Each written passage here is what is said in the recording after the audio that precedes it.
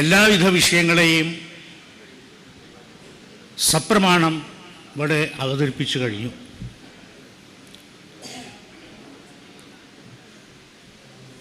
അതിൽ ദാമ്പത്യ ഘടനയിൽ ഗ്രഹസാമ്യം ഇതായിരുന്നല്ലോ നോട്ടീസിൽ അച്ചടിച്ച വിഷയം. അപ്പോൾ 7-ാം ഭാവമാണ് അതിൻ്റേതെന്നും അദ്ദേഹം പ്രത്യേകമായിട്ടും 7-ാം ഭാവം കൊണ്ട് ചിന്തിക്കപ്പെടേണ്ടതായ വിഷയം ആദ്യം പ്രതിപാദിക്കപ്പെട്ടത് തന്നെ വിവാഹം എന്നാണ്. പ്രശ്നമാർഗാചാര്യൻ സൗമ്യേ സപ്തമകേ വിവാഹഘടന എന്നല്ലേ പ്രയോഗിച്ചത്. സപ്തമകം, സപ്തമ രാശിയിൽ നിൽക്കുന്ന ഗ്രഹങ്ങളെ കൊണ്ട് എന്നുള്ള അർത്ഥബോധത്തിലുണ്ടല്ലോ. വിവാഹഘടനയാണ്. ആ വിവാഹഘടനയെക്കുറിച്ച് വ്യക്തമായി തന്നെ അദ്ദേഹം പ്രബന്ധകാരൻ ദ്യൂന തന്നാഥ തദ്ദൃഷ്ട തദ്യുക്ത ഭ്രൂജാദയ ഇഹ സാധനഭൂതാനി ഗുണദോഷ നിരൂപണേ എന്നല്ലേ പ്രയോഗിച്ചത്. അപ്പോൾ 7-ാം ഭാവത്തിന് ആചാര്യൻ ഉപയോഗിച്ചതായ ശബ്ദം ദ്യൂനം എന്നാണ്. ഒരു കോശഗ്രന്ഥങ്ങൾ നോക്കിയാലും ദ്യൂനം എന്നുള്ള ശബ്ദത്തിന് 7 എന്നോ 7-ാം ഭാവമെന്നോ നമുക്ക് കണ്ടെത്താൻ കഴിയില്ല. എന്തുകൊണ്ട് അങ്ങനെയുള്ള ഒരു ശബ്ദം പ്രയോഗിച്ചു എന്ന് പറയുമ്പോൾ, അന്വേഷിക്കുമ്പോൾ ഈ പ്രശ്നമാർഗാചാര്യൻ പ്രൂക്ദേശ പുത്രചിന്ത നൃഷു നഹി ഘടതേ ദ്വാരഹീനേഷു നൂനം ശ്രൗതം സ്മാർത്തം ച സർവം ഗൃഹിഷു ച വിഹിതം കർമ്മജാതം യതോദഃ കർത്തവ്യസ്യാദവശ്യം പരിണയന വിധി കർമ്മണേ ച ആത്മജാപ്തൈഃ തസ്മാൽ ഉദ്വാഹചിന്ത മഹദുദിതാം വച്മി പദ്യേർനവീനൈഃ എന്നാണ് പ്രയോഗിച്ചത്. അപ്പോൾ 20-ാം അധ്യായത്തിലാണ് ഈ നിയമം കാണിച്ചത്. 19-ാം അധ്യായം സന്താന പ്രകരണമാണ്. അതിനെ കൂടി ഇതിലേക്ക് ഘടിപ്പിച്ചുകൊണ്ട് ഈ വിവാഹ പ്രകരണത്തിൻ്റെ നിയമം കൊണ്ടുപോവുകയാണ്. അതാണ് പ്രൂക്ദേശ പുത്രചിന്ത, ഏഷാ പുത്രചിന്ത പ്രൂക്ത. പിന്നീട് പറയാണ് നൃഷു നഹി ഘടതേ, മനുഷ്യരിൽ ഘടിപ്പിക്കുവാൻ പാടുള്ളതല്ല. ദ്വാരഹീനേഷു നൂനം, ഭാര്യാഹീനന്മാരിൽ നിശ്ചയമായി. എന്തുകൊണ്ട്? ശ്രൗതം സ്മാർത്തം ച സർവം ഗൃഹിഷു ച വിഹിതം. ശ്രൗതമായും സ്മാർത്തമായും, ശ്രൗതം ശ്രുതിയെ സംബന്ധിച്ച, സ്മാർത്തം സ്മൃതിയെ സംബന്ധിച്ച, ഗൃഹിഷു ച വിഹിതം കർമ്മജാതം യതോദഃ, കർമ്മജാതമായിട്ടുള്ള ശ്രൗതം സ്മാർത്തം ച സർവം ഗൃഹിഷു ച വിഹിതം. ഈ ശ്രൗതവും സ്മാർത്തവുമായിട്ടുള്ള വിഷയങ്ങളെല്ലാം തന്നെ ഗൃഹിഷു ച വിഹിതം, ഗൃഹസ്ഥന്മാരിൽ നിഹിതമാണ്. അതഃ, അത് ഹേതുവായിട്ട് കർത്തവ്യസ്യാദ് അവശ്യം പരിണയന വിധി, നിശ്ചയമായും ഒരു പുരുഷനാണെങ്കിലും സ്ത്രീയാണെങ്കിലും വിവാഹം നടന്നിരിക്കണം. എന്തിന്? കർമ്മണേച്ച ആത്മജാപതീഹി, കർമാവകാശത്തിനായിക്കൊണ്ട് സന്തതി ജനിക്കാൻ.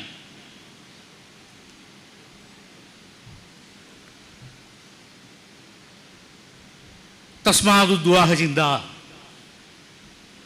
അങ്ങനെ അത് ഹേതുവായിട്ട് ഉദ്വാഹചിന്ത, വിവാഹചിന്ത, മഹദുദിതാം വച്മി, മഹത്തുക്കളാൽ ഉദിതമായ പദ്യേർ നവീനൈഹി, നിയമങ്ങളെ കൊണ്ട് എൻ്റെ സ്വന്തം കൃതിപ്രകാരമുള്ളതായ, അതായത് മഹദുദിതമായ നിയമങ്ങളാണ്, സുഖീയമായ പ്രമാണങ്ങളെ കൊണ്ട്, പദ്യങ്ങളെ കൊണ്ട് നിർമ്മിക്കുന്നു. അപ്പം അതിലാണ് പിന്നീട് പറയപ്പെടുന്നത് ദ്യൂന തന്നാഥ തദ്ദൃഷ്ട തദ്യുക്ത ഭൃഗുജാതയ. അപ്പോൾ ദ്യൂനം എന്നുള്ള ശബ്ദം കൊണ്ട് ഉദ്ദേശിക്കുന്നത് ദ്വിനിൽ നിന്ന് ഊനം, രണ്ടിൽ നിന്ന് കുറഞ്ഞത് എന്ന് വെച്ചാൽ ഒരു മനുഷ്യന് ഒരു ഭാര്യയെ പാടൂ, ഒരു സ്ത്രീക്ക് ഒരു പുരുഷനെ പാടും. ഇത് ധർമ്മശാസ്ത്രമായതുകൊണ്ടുള്ള ശൗതവും സ്മാർത്ഥവുമായിട്ടുള്ള വിഷയങ്ങളുടെ അനുബന്ധമായിട്ടുള്ളത് കൊണ്ടാണ് അങ്ങനെയുള്ളതായ പ്രയോഗം. ബാക്കിയുള്ളതെല്ലാം അദ്ദേഹം എല്ലാം തന്നെ ആർഷമായ പ്രമാണങ്ങളെ കൊണ്ട് തന്നെയാണ് എല്ലാം പ്രയോഗിച്ചത്. പിന്നെ ഒരു വിഷയം, പിന്നീട് പ്രയോഗിക്കപ്പെട്ട ഒരു കാര്യം, ഉഗ്രഗ്രഹീ സ്ഥിതചതുരശ്ര സംസ്ഥിതർ മധ്യസ്ഥിതേ എന്നുള്ളതായ പ്രമാണത്തിൽ നിന്ന് നമുക്ക് ഉൾക്കൊള്ളാൻ സാധിക്കുന്ന വിഷയം,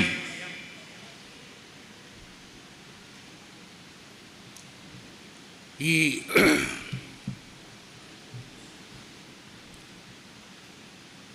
ഇത് ഭാര്യാനാശ ലക്ഷണമായിട്ടല്ലേ അവിടെ പറഞ്ഞത് അല്ലേ? ഭ്രൂതനേധവഗ്രയോഹോ സൗമ്യഗ്രഹീ അസഹിത സന്നിരീക്ഷിതേ ജായാവധു ദഹന നിപാതപാശജ. ദഹനം നിപാതം ഒക്കെ അദ്ദേഹം വ്യക്തമാക്കി കഴിഞ്ഞാൽ അതിലുള്ള ഒരു വിഷയങ്ങളെക്കുറിച്ച് മനസ്സിലാക്കാൻ വേണ്ടിയാണ്. ഇത് ഭാര്യാനാശ ലക്ഷണമാണ് എന്നുള്ളത് സംഭവം ശരി തന്നെ. ഇത് സ്ത്രീക്ക് ബാധകമല്ല എന്നുള്ളതില്ല. സ്ത്രീ ജാതകത്തിലും ഇത്തരം നിയമം വന്നാൽ തൻ്റെ ഭർത്താവിൽ പറയണം. എന്താണ് അതിൻ്റെ നിയമം എന്ന് ചോദിച്ചാൽ, ദ്യൂന തന്നാഥ ശുക്രാദ്യൈരുദാരനിരൂപണം പുംസാം തഥൈവ നാരീണാം കർത്തവ്യം ഭർത്തൃചിന്തനം. അല്ലേ നിയമം? അപ്പൊ പലരും ഇങ്ങനെയുള്ള ഒരു തെറ്റിദ്ധാരണയിൽ പെട്ടിരിക്കുന്നു. അത് സ്ത്രീജാതത്തിൽ പുരുഷജാതത്തിൽ പറയേണ്ടതല്ലേ? ഇതൊക്കെ എങ്ങനെയാ സ്ത്രീക്ക് ബാധിക്കുക എന്നുള്ള വിഷയങ്ങൾ ഒരു നല്ല ശതമാനം ആളുകളിലുണ്ട്. അത് പ്രമാണസഹിതം നിഷേധിക്കുന്നു. ഉഭയ സാധാരണമായിട്ടുള്ള നിയമമാണത്. അത് പ്രമാണം ഇതാണ്. പ്രശ്നമാർഗ ഗ്രന്ഥത്തിൽ തന്നെ പറഞ്ഞ ദ്യൂനതന്നാഥ ശുക്രാദ്യൈരുദാരനിരൂപണം പുംസാം തഥൈവ നാരീണാം കർത്തവ്യം ഭർത്തൃചിന്തനം. ഭർത്തൃചിന്തനത്തിൽ സ്ത്രീജാതകത്തിൽ പറയേണ്ടതാണ്. വിധിയും വിശേഷവിധിയെയും പറ്റി പരാമർശിച്ചു. അപ്പോൾ സാമാന്യവിധി അസ്പഷ്ട, സംഹ്രീയേത വിശേഷത. അപ്പോൾ സാമാന്യവിധികൾ അസ്പഷ്ടങ്ങളാണ്. വിശേഷവിധിയുടെ മുമ്പിൽ സാമാന്യവിധികൾ തള്ളിപ്പോകും. കാരണം ഇപ്പോൾ നമ്മുടെ ഈ ഭാര്യ പ്രകരണങ്ങളിൽ തന്നെ 3 ശുഭഗ്രഹങ്ങളെ സംബന്ധിച്ച് ഭാര്യാനാശം പറഞ്ഞില്ലേ? കർക്കിടകമായിട്ട് 7 വ്യാഴം വരുന്നത് പറഞ്ഞു അല്ലേ? അപ്രകാരം തന്നെ ഇടവലഗ്നമായിട്ട് 7 ശുക്രൻ വരുന്നതിനെ പറഞ്ഞു. വൃശ്ചിക ലഗ്നമായിട്ട് 7 ബുധൻ വരുന്നതിനെ പറ്റി പറഞ്ഞു അല്ലേ? ഇതൊക്കെ ഭാര്യാനാശ ലക്ഷണമായിട്ട് സർവ ആചാര്യന്മാരാലും പറയപ്പെട്ടതല്ലേ? പ്രശ്നമാർഗാചാര്യൻ പറഞ്ഞു, ജാതകാദേശകാരൻ പറഞ്ഞു, പുത്രസ്ഥാനാധിപോവ മൃതിഭവനവതിർമ്മ അന്തിരാജീശ്വരോവ നീചസ്ഥമരേഡ്യ മധുമഗതസിരപ്പാപ സംയുക്ത ശുക്ര കുരുസ്തേതാരനാശം. അത് വിധിയാണ്, വിധിയുടെ നിഷേധമാണ്. സൗമ്യയോഗേക്ഷണോന, വിധിയും വിധി നിഷേധവുമാണ്. മാത്രമല്ല ഈ കർക്കിടക ലഗ്നക്കാരന് 9ാം ഭാവപതിയായിരിക്കുന്ന വ്യാഴമാണ് 7ൽ നിൽക്കുന്നതെന്ന് മനസ്സിലാക്കണം. ഭാഗ്യദഭിഷ്ടഭാവേശോപ്യശുഭോ ഭാവപുഷ്ടികൃത്ത് എന്ന് മറ്റൊരു സന്ദർഭത്തിൽ പറഞ്ഞതാണ്. അതാണ് സാമാന്യ വിധികൾ. ഇത് പ്രത്യേക വിധിയാണ്. അതാണ് സാമാന്യ വിധികൾ അസ്പഷ്ടങ്ങളാണെന്നും സംഹ്രിയയുടെ വിശേഷത വിശേഷവിധിയുടെ മുമ്പിൽ സാമാന്യ വിധികൾ തള്ളിപ്പോകും എന്ന് പറയാനുണ്ടായി തീർന്ന കാര്യം. പിന്നെ അതുതന്നെ ഈ എടവ ലഗ്നത്തിന് 7ൽ ശുക്രൻ ലഗ്നാധിപനല്ലേ. സർവത്ര ലഗ്നേശ്വര യോഗദൃഷ്ടി കേന്ദ്രത്രികോണോപഗതത്വം ഇഷ്ടം.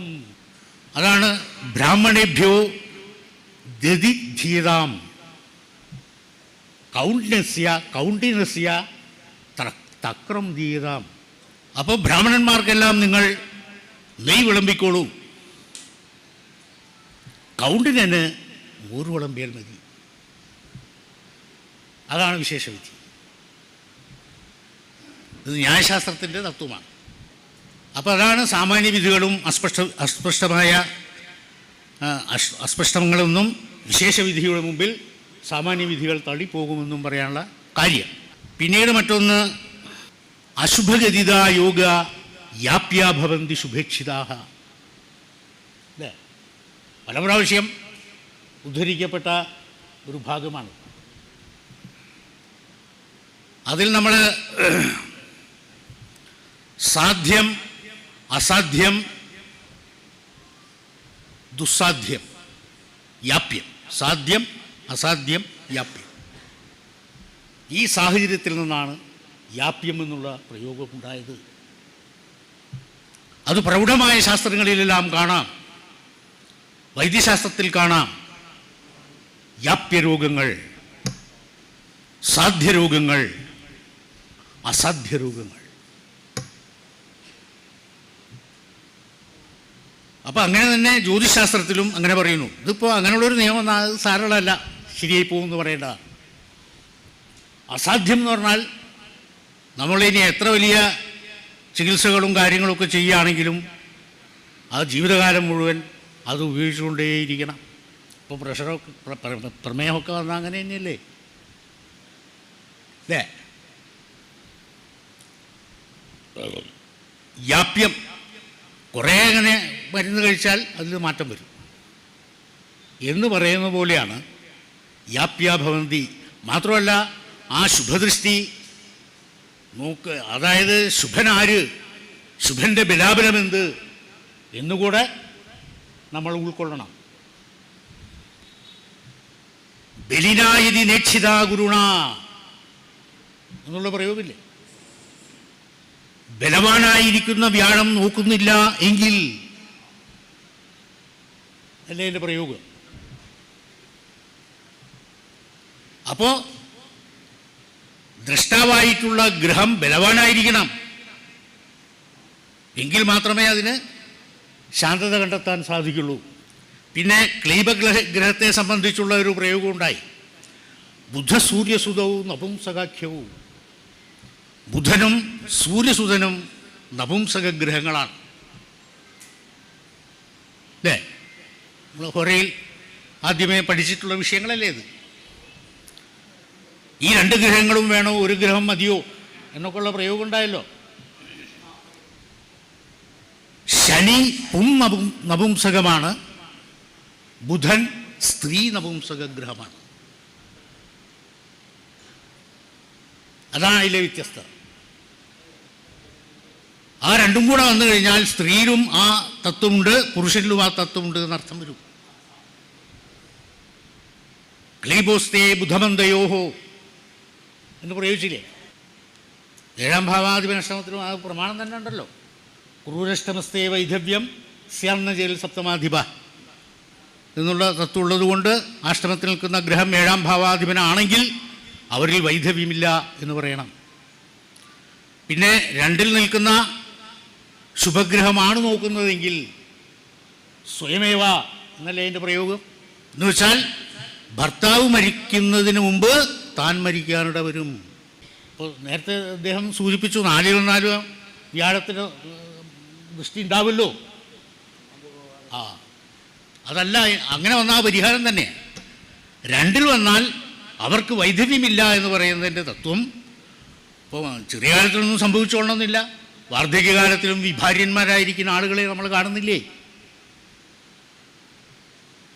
ഈ തത്വം കൊണ്ട് അത് സംഭവിക്കാമല്ലോ. പിന്നീടൊന്ന് പറയാനുള്ളത് ചൊവ്വാദോഷം. ചൊവ്വാദോഷം എന്നുള്ളൊരു, പണ്ട് ചൊവ്വാദോഷത്തെക്കുറിച്ചൊരു വിഷയം തന്നെ ഉണ്ടായിരുന്നു. ഈ പാക്കഞ്ഞി കൃഷ്ണനമ്പി എന്നുപേരായ വ്യക്തി ഘോര എന്നുള്ള ഒരു ഗ്രന്ഥം, ഘോരയിലെ ശ്ലോകങ്ങൾ തന്നെയാണ്. അതിൽ വൃത്തവിചിത്രം അർത്ഥബഹുലം എന്ന് പ്രയോഗിച്ചത് വൃത്തങ്ങളുടെ വിചിത്രമായ വൃത്തങ്ങളെ, ഓരോ ശ്ലോകങ്ങളും ഇന്ന വൃത്തത്തിലാണ് എന്ന് കാണിക്കാൻ വേണ്ടി എഴുതി വെച്ചൊരു ഗ്രന്ഥമാണ്. ആ ഗ്രന്ഥത്തിലാണ് ചൊവ്വേനത്രയധികം ഇതാക്കിക്കൊണ്ടുള്ള ഒരു പ്രമാണം ഉണ്ടായത്. അതും നേരത്തെ പറഞ്ഞ പോലെ ഒരു സുഖകരമായ പ്രമാണമല്ല. പല പ്രാവശ്യങ്ങളായി അതിൽ മാറ്റം വരുത്തി. ദമ്പത്യോരൈക്യകാലേ എന്നുള്ള പ്രമാണമാണത്. എല്ലാവരുടെ ശ്രദ്ധയിലും പെട്ടിട്ടുണ്ടാവണം ആ പ്രമാണം, അല്ലേ? ദമ്പത്യോരൈക്യകാലേ വേദനഹിപുകേ സപ്തമേ ലഗ്നരന്ധ്രേ ലഗ്നാൽ ചന്ദ്രച്ച ശുക്രദ്യധികലു നിവസയിൽ ഭൂമിപുത്രോ ദ്വയസ്യ തൽസാമീ പുത്രമിത്ര പ്രചുര ധനയുതി ദമ്പതി ദീർഘകാലം. ഇതാണല്ലോ ആ പ്രമാണം. തസ്മിന്നേകത്രഹീനേ, ഈ എണ്ണി വെച്ചത് ഒന്നിൽ കുറവ് വന്നു പോയാൽ ഭവതി മരണം, മരണം സംഭവിക്കുന്നു. ഇത്യാഹുരത്രിയാദിമുഖ്യാഹ എന്നാണ് എൻ്റെ പര്യവസാനം. അത്രിയാദിമുഖ്യാഹ ഇതി ആഹു, അത്രിയാദിമുഖ്യന്മാർ ഇത് പറഞ്ഞിരിക്കുന്നു. ഈ സപ്തർഷികളിൽപ്പെട്ട ആളാണല്ലോ മരീചി, അങ്കിരൻ, അത്രി എന്നൊക്കെ പറഞ്ഞിട്ടുള്ള ആചാര്യന്മാരില്ലേ, അത്രിയാദിമുഖ്യാഹ. പക്ഷെ അത് പറഞ്ഞിരിക്കുന്നു എന്നുള്ളത് ആര് പറയുന്നു എന്നുള്ള അന്വേഷണത്തിൽ ഇല്ല, ഏത് ഗ്രന്ഥത്തിൽ പറയുന്നു എന്നുള്ളതിനും ഇല്ല, ഉത്തരമില്ല. അതൊരു പ്രക്ഷിപ്തമാണ് ആ പ്രമാണം. അധികലു നിവസയിൽ എന്നുള്ള ഭാഗങ്ങളിൽ പ്രേമനറിയാം ആ പ്രയോഗം എന്താ, അഹിശനി അല്ലേ, അങ്ങനെയുള്ള ഒരു വിഷയമല്ലേ. പിന്നീട് അത് മാറ്റിയതാണ്. ആ ഗ്രഹസാമ്യതയെ കുറിച്ചുള്ളതായ പ്രതിപാദനം, ചൊവ്വയെക്കുറിച്ചുള്ള പ്രതിപാദനം.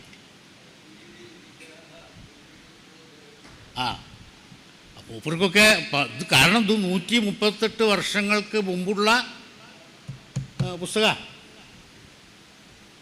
അതിലത് എഴുതി വെച്ചത്. പക്ഷേ അത് നമ്മൾ ആധികാരികമായി കൊണ്ടു നടക്കേണ്ടതല്ല, അത് പ്രക്ഷിപ്തമാണെന്ന് സ്വയം മനസ്സിലാക്കണം. പക്ഷേ വൃദ്ധജ്യോതിഷ പാരമ്പര്യങ്ങളാൽ ഓരോ ഭാഗങ്ങളെപ്പറ്റി പ്രതിപാദിച്ചതിൽ നമുക്ക് ഒരു ആശ്വാസകരമായ അനുഭവമുണ്ട്. ആദ്യം എഴുതിയ തെറ്റാ, രണ്ടാമത് അതിന് പരിഷ്കാരം വരുത്തിയതിൽ സാധുത, പ്രായോഗിക സാധുതയുണ്ട് എന്ന് നമുക്ക് ഊഹിക്കാം. പക്ഷേ അത് അംഗീകൃതമല്ല. പിന്നെ 7 ഒരു പാപഗ്രഹം വന്നു കഴിഞ്ഞാൽ ഭാര്യാനാശം, ഇപ്പോൾ പ്രശ്നമാർഗാചാര്യൻ തന്നെ പറയില്ലേ, മാഹേയേ മതകേ സദൈവ വിരഹ ഭാര്യ മൃതിർവാ ഭവേത്. മാഹേയേ മതകേ സദൈവ വിരഹ, എല്ലായ്പ്പോഴും വിരഹമുണ്ടാകും. ഭാര്യ ദാമ്പത്യ ജീവിതത്തിൽ വിരഹമുണ്ടാകും. ഭാര്യ മൃതിർവാ ഭവേത്, ഭാര്യ മരണമോ സംഭവിക്കാം. ഭാര്യ മരിക്കുമെന്ന് പറയുന്നത് എവിടെയാ? ദൃഷ്ടസ്മിൻ ശനിനാ നിരീക്ഷിതയുതേ. ഈ ചൊവ്വയെ ശനി നോക്കുകയോ ശനിയോട് ചേർന്ന് നിൽക്കുകയോ ചെയ്യുമ്പോഴാണ് മരണം വിധിക്കപ്പെട്ടത്. സാധാരണഗതിയിൽ 7-ൽ പാപഗ്രഹം വന്നാൽ പാപേ സപ്തമകേ കളത്രമരണം രോഗോ വിയോഗോസ്യവ എന്നല്ലേ പ്രയോഗിച്ച്. കളത്രമരണം സംഭവിക്കാം. രോഗം എന്ന് പറഞ്ഞാൽ സൂക്കേട് എന്ന അർത്ഥം മാത്രമൊന്നുമല്ലത്. ദാമ്പത്യ ജീവിതത്തിലെ സുഖകരമല്ലാത്ത അവസ്ഥ, ഭാര്യാഭർത്തൃ ജീവിതത്തിലെ സുഖകരമല്ലാത്തതായ അവസ്ഥ. വിയോഗോസ്യവാത് വേർപെട്ടു പോകലോ ആവാം. ഇത് ജാതകാദേശകാരൻ വളരെ വ്യക്തമായ വിധത്തിൽ തന്നെ പ്രതിപാദിച്ചു. ജാതകാദേശമല്ല, ഹോരയൊക്കെ തന്നെയാണ് പറഞ്ഞത്, പ്രശ്നമാർഗവും ഒക്കെ തന്നെയാണ് പറയുന്നത്. പാപേക്ഷിതോ വാ. 7-ലെ പാപഗ്രഹത്തിന് പാപഗ്രഹത്തിൻ്റെ ദൃഷ്ടിയുണ്ടാവണം. അല്ലേ?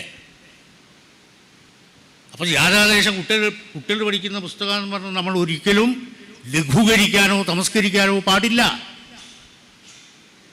പ്രൗഢങ്ങളായ നിയമങ്ങളെ കൊണ്ട് തന്നെയാണ്. മാത്രമല്ല, ഹോരയിലെ ശ്ലോകങ്ങളിലെ അധ്യയുള്ളത്.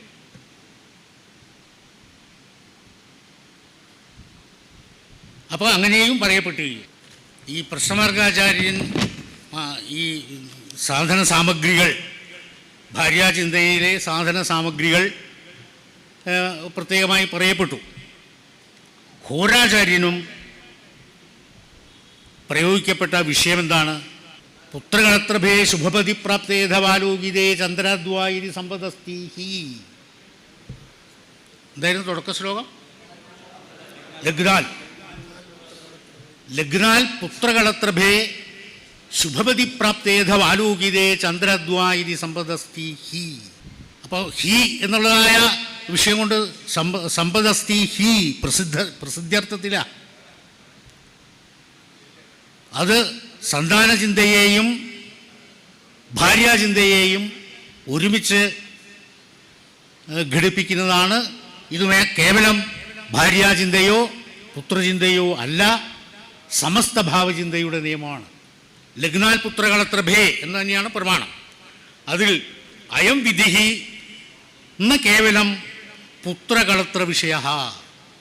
ഈ വിധി കേവലം പുത്രകളത്ര വിഷയമല്ല, സർവഭാവ സാധാരണസ്യ. ഏതേതു ഭാവങ്ങൾ ചിന്തിക്കപ്പെടുന്നുവോ ആ ചിന്തകളിലെല്ലാം തന്നെ ഈ പ്രമാണം സാധുവാണ്. പിന്നീട് പുത്രകളത്രഭേ ശുഭപതി പ്രാപ്തേ എന്ന് പ്രയോഗിച്ചതിൽ ശുഭൈഹി പത്യാ വാ പ്രാപ്തേ ഏതൈഹി ആലോകിതേ വാ തയോഹോ സമ്പദസ്തി. ശുഭപതി പ്രാപ്തേ ശുഭൈഹി പത്യാ വാ പ്രാപ്തേ, ശുഭഗ്രഹത്താലോ ഭാവാധിപനാലോ എന്നർത്ഥമാണ്. ഏതൈഹി അവലോകിതേ വാ, ഇവരാൽ അവലോകിതമായിരിക്കും സന്ദർഭങ്ങളിലും. തയോഹോ സമ്പദസ്തി. അങ്ങനെ വരുമ്പോൾ പുത്രൻ്റെയും കളത്രത്തിൻ്റെയും സമ്പത്ത് എന്ന് പറഞ്ഞാൽ പുത്രഭാഗ്യവും പത്നി ഭാഗ്യവും ഉണ്ടാകും എന്നർത്ഥം. യദ്വ മറ്റൊരർത്ഥം പറയാണ്, ശുഭാനാം പതിഹി ശുഭപതിഹി. ശുഭഗ്രഹങ്ങളുടെ പതിയാണ് ശുഭപതി. ശുഭപ്രവരോ ഗുരുശുക്രോ ഇത്യർത്ഥ. ശുഭപ്രവരന്മാരാണ് ഗുരുവും ശുക്രനും. ആ ഗുരുവും ശുക്രനും ശുഭപ്രവരന്മാരായതുകൊണ്ടാണ് ദോഷാംബുരാശിതരനായ കൃപാർദ്രചേതാഹ പോതം സസൃജ്യ ഗുരുശുക്രമയം വിധാത എന്ന് പ്രൗഢമായ നിയമമുണ്ടായി. ദോഷമാകുന്ന അമ്പുരാശി കടലിനെ കടക്കാനായിക്കൊണ്ട് കൃപാർദ്രചേതാഹ വ്യാഴവും ശുക്രനുമാകുന്ന ഗ്രഹത്തെ കൊണ്ട് പോതം പൊങ്ങുതടി അഥവാ തോണി നിർമ്മിച്ചു. ആര്? ബ്രഹ്മാവ്, വിധാതാവ് എന്നല്ലേ പറയപ്പെടുന്നത്. അപ്പം ഏതൊരു ദോഷത്തെയും തരണം ചെയ്യുവാൻ സാധ്യമായിട്ടുള്ള വിഷയമാണ് വ്യാഴശുക്രന്മാരുടെ യോഗവും ദൃഷ്ടിയും എന്നർത്ഥമാണത്.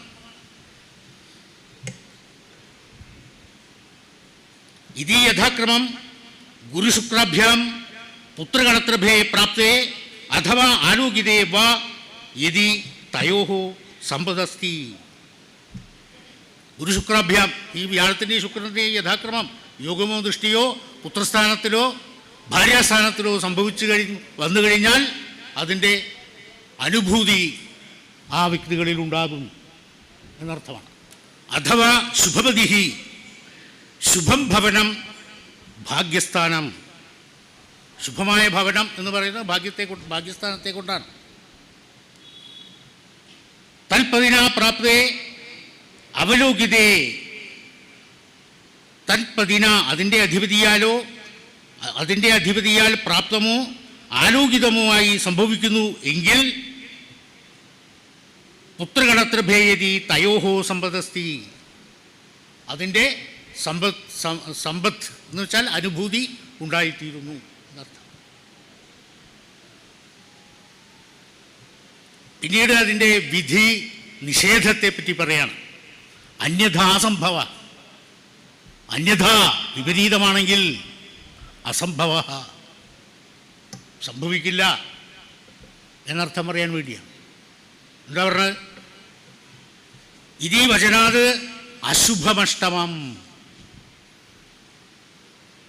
അശുഭം എന്നുള്ള ഒരു ഭാഗമുണ്ടെങ്കിൽ അത് 8ാം ഭാവമാണ്.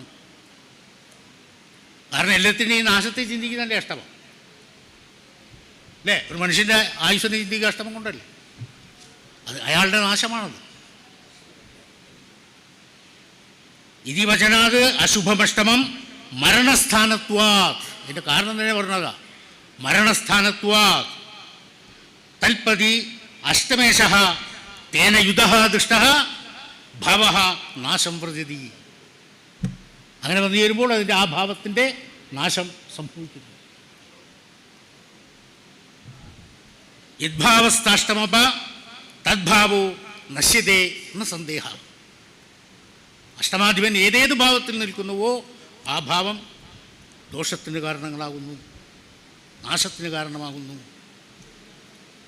അഷ്ടമാധിപത്യാദി ദോഷകൃത്വം സർവഗ്രഹാണാം സാധാരണമേവ എന്ന് പറയാനുള്ള വിഷയവും അതുതന്നെയാണ്. പിന്നെ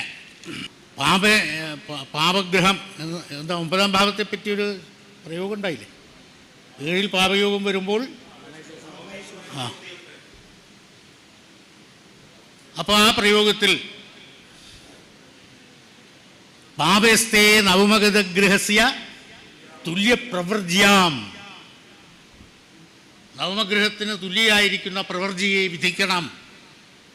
ആ പ്രവർജ്യ നമ്മുടെ ഹോരാധ്യായത്തിൽ പ്രയോഗിക്കപ്പെട്ട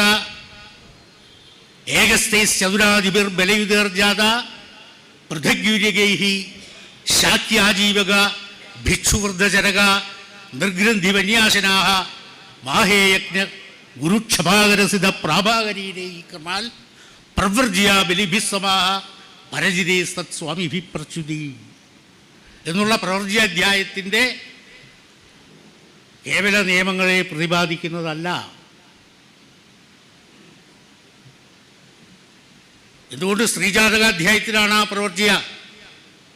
സ്ത്രീജാതകത്തിലെ പ്രവർജ്യ അവസാനം പറയപ്പെട്ടതായ പ്രമാണമാണ്. ഇവിടെ പ്രവർജ്യ എന്ന് പറയുമ്പോൾ ഒരു തരം വിരക്തിയാണ് അതുകൊണ്ട് ഉദ്ദേശിക്കുന്നത്. ആ സ്ത്രീ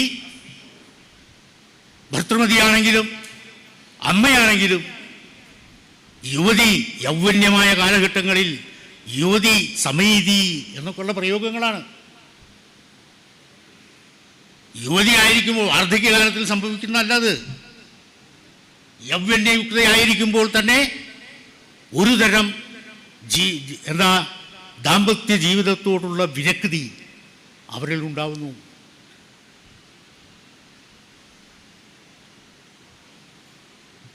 അതതിൻ്റെ അർത്ഥം. അപ്പോൾ ഒരേ വീട്ടിൽ ഒരേ വിധത്തിലൊക്കെ സഹകരിച്ച് ജീവിക്കുന്നവരാണെങ്കിലും അങ്ങനെയുള്ള എത്ര ആളുകളെ നമ്മൾ കാണുന്നു, അവരവിടെ സുഖമായി കഴിയുന്നു എന്നാണ് നമ്മുടെ ധാരണ.